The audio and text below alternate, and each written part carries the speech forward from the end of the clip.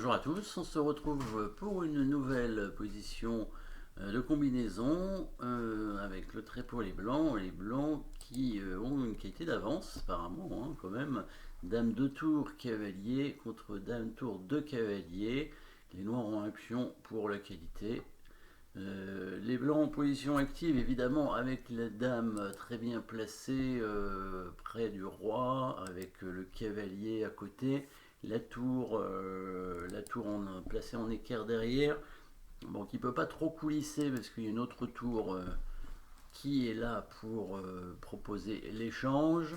Bon, il y a le cavalier Kasparov quand même ici pour les noirs, donc bon, peut-être un peu de contre-jeu quand même pour les noirs, mais malgré tout, évidemment, des possibilités pour les blancs. N'hésitez pas à mettre la pause même tout de suite pour trouver le coup, parce que ça va pas être très long. La variante est assez rapide, la combinaison est assez simple si on trouve le premier coup, évidemment.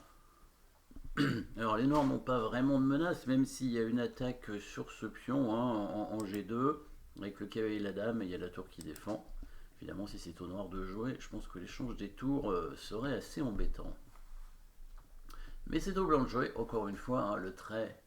Celui qui joue gagne, celui qui joue a l'initiative, et donc en profite pour concrétiser sur le roi ici avec les blancs. Quelques échecs dans cette position, bien sûr.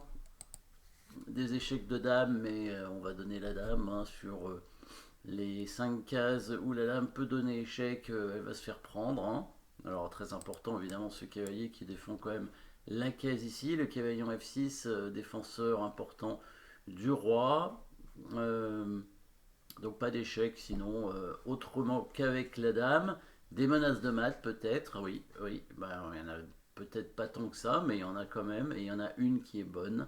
Évidemment, on va pas mettre la tour en H3 pour menacer mat en H8, puisque sinon c'est nous qui sommes mat en G2, donc la tour G3 ne bouge pas, en tout cas sur la troisième rangée sans faire échec. Par contre, une autre menace de mat. Alors il y en a plusieurs, des menaces de mat quand même. Donc, il y a tour H3. Il y a le cavalier qui peut venir attaquer le cavalier noir, que ce soit en E4 ou en H7, parce que s'il le prend c'est mat, mais il se fait prendre par le cavalier. Mais il y a aussi, et vous avez sûrement trouvé maintenant le bon coup, un dernier coup qui permet de menacer mat en un coup, évidemment, parce que les menaces de mat en deux coups, il y en a probablement aussi. Euh, le mat, la fameuse mat devant le roi, tout simplement, avec le cavalier qui va défendre cette case, ou qui va contrôler cette case. Et donc, du coup, qu'est-ce qui se passe? Donc, évidemment, pour aller contrôler cette case, il n'y a qu'un seul passage, c'est celui-ci en E6. Et qu'est-ce qui se passerait dans ces cas-là? On menacerait mat, bien entendu. Et menace mat en un coup en G7, mais menace mat en deux coups en F8 et en le cavalier qui reviendrait en G5 quand le roi irait en H7, donc double menace de mat. Alors si le cavalier déjà est pris par le cavalier, c'est facile, la pièce non protégée, encore une fois, la pièce non protégée, la dame qui n'est pas protégée ici, alors quand la dame n'est pas protégée, le seul intérêt pour l'adversaire à ce que la dame adverse soit pas protégée, c'est que justement on ait une attaque à la découverte comme ça, avec la dame blanche, avec notre dame pour pouvoir la prendre. Parce que s'il était protégé, évidemment ce serait simplement un échange de dames.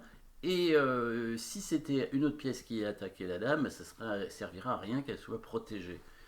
Ou pas. Non, même si elle est protégée trois fois, si c'est le fou qui attaque la dame, on gagne la dame contre un fou, donc évidemment le seul intérêt pour que la dame ne soit pas protégée, c'est quand elle est attaquée par une autre dame. Et donc ici, c'est le cas avec l'attaque à la découverte. En fait, c'est plutôt le clouage du cavalier finalement, quand le cavalier en Russie, le cavalier F4 est cloué. Et si le pion prend, évidemment, on a la destruction de la défense avec la tour qui prend pion sur échec cette fois. Si le cavalier prend, on a le choix de prendre la dame ou bien peut-être de le mater en prenant le cavalier. Mais bon, déjà si on prend la dame, on a déjà suffisamment de matériel en plus. Et s'il prend pas la tour, il va se faire mater avec la dame et la tour, le mat des escaliers qui sera assez simple. On va regarder ça. Donc cavalier E6 qui menace mat.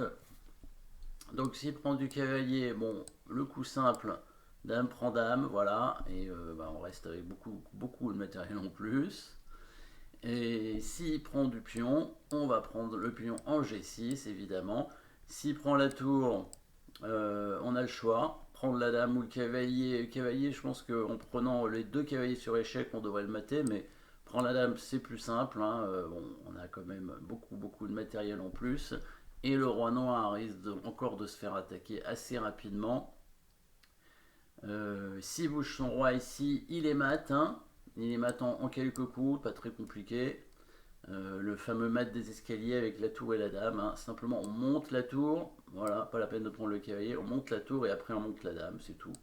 Voilà, il bouge son roi et on monte la dame. Et c'est mat au coup suivant, il veut couvrir avec son cavalier et on va le prendre. Qu'est-ce qu'il peut faire d'autre ici? Voilà, alors il va devoir donc contrôler la case en G7. Pas avec le cavalier F4 parce qu'il est cloué. Donc avec l'autre, et du coup on fait le mat en deux coups, hein, qu'on a dit, c'est-à-dire la dame en F8 ici, et le cavalier qui revient en G5 pour mater. S'il avait mis l'autre cavalier, bon évidemment on aurait pris sa dame, hein, c'était le plus simple. Peut-être qu'il y avait un mat aussi, mais une dame de plus c'est suffisant. Donc petit coup simple avec le clouage donc sur la dame non protégée parce que la dame l'attaque sur la même ligne. Voilà, merci d'avoir suivi cette petite position et à très bientôt.